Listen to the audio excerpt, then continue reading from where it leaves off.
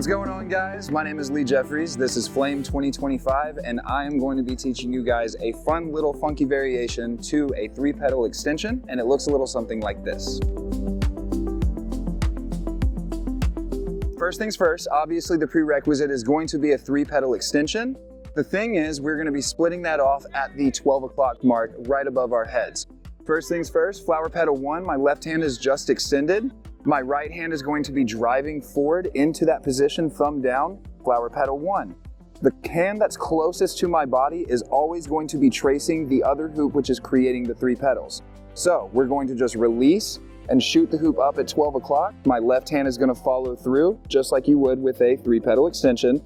But this time, the hoop that is closest to my body is going to push back behind my head. My thumb is going to slip inside the inner diameter of the hoop, and I'm slowly going to relax and slice behind my head into what I like to call chicken grip. My right hand at the exact same time is just going to simply relax and extend. And we get in this funky little framework of my left hand and chicken, right hand extended out.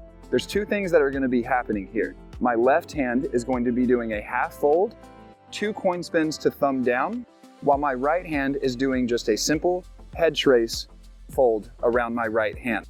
The thing is, they're on 2 completely different times. So let's go back to the front, flower pedal 1, flower pedal 2, left hand behind the head, sticking the thumb in, slicing behind the head, extending out with our right. What's happening here is going 1 and 2, 1 and 2. So stay here for a bit and practice with that timing, and then we'll move on.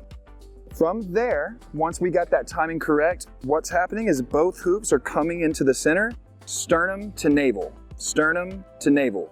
And I want you to practice having a little hydraulic in the knee, a little bend in the knee as you see here. This is going to help create a stall point.